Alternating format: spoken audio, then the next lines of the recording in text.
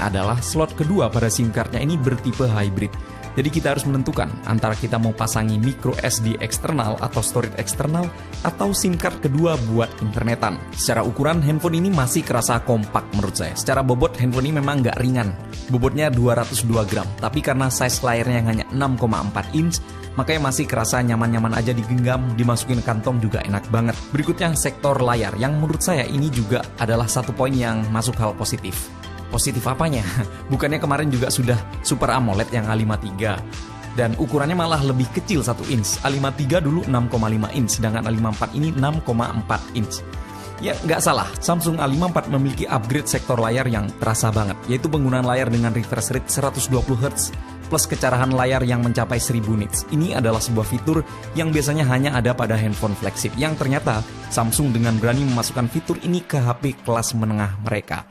Sektor layar menurut saya penting karena ini akan dipakai sehari-hari, baik dipakai misal buat sosial media, Twitter, TikTok, Instagram, atau chat WA, browsing. Angkanya ini seperti penerus Exynos 1280 yang ternyata memang benar. Jika dibandingkan dengan Exynos 1280, Exynos 1380 pada Samsung A54 ini memiliki peningkatan 40% lebih kencang, gaming lebih ngacir 20%, serta kinerja multicore yang lebih bertenaga.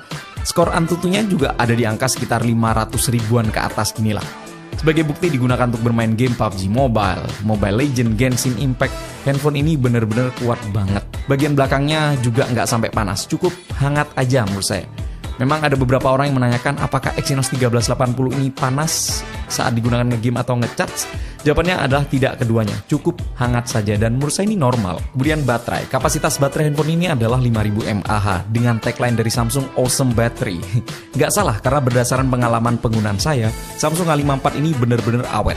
Full charge pagi bisa dipakai sampai malam, bahkan sampai besok paginya masih tersisa 20-30%. Screen on time yang didapat antara 6-7 jam dan menurut saya ini adalah angka yang sangat bagus buat orang-orang yang membutuhkan sebuah smartphone untuk bisa diajak jalan-jalan kemanapun. Berikutnya kamera. Secara desain, BAM kamera handphone ini tampak flagship memang, tapi secara spesifikasi masih tetap kelas menengah dengan kamera utama 50MP f1.8, kamera ultrawide 12MP f2.2 dan kamera makro 5MP.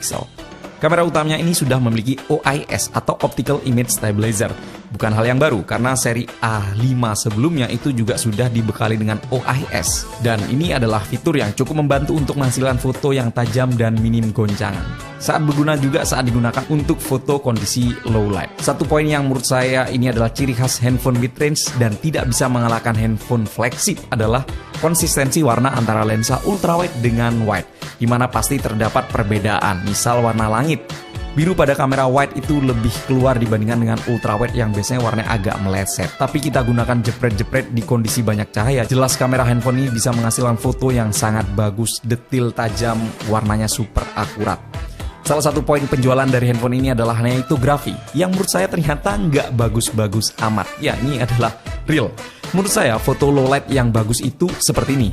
Saat kondisi gelap, bagian hitam atau gelapnya tidak dipaksa diterangin, melainkan tetap gelap. Sedangkan pada bagian warna atau pada sumber cahaya tidak over terang, bisa tetap detail dan saturasinya menurut saya cukup. Dan kalian bisa nebak nggak ini adalah hasil foto dari handphone apa? Ini adalah jepretan dari Xiaomi Redmi Note 12 Pro 5G. Jadi ya, untuk urusan low light, Samsung A54 menurut saya nggak terlalu spesial. Kalah dibandingkan handphone yang harganya lebih murah, 4,5 juta. Ya, ini harus jadi catatan penting. Tapi sebagai catatan aja, ini adalah settingan auto pada Samsung A54.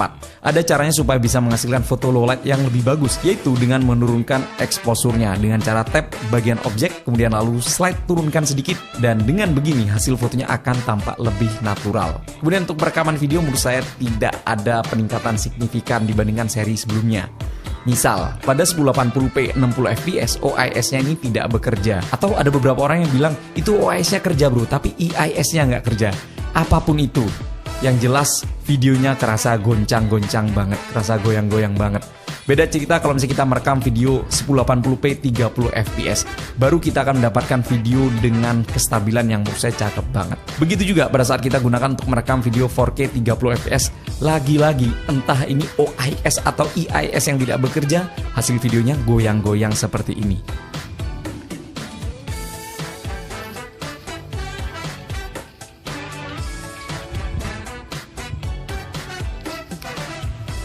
Kemudian untuk kamera depan kita akan menemukan lensa dengan ukuran 32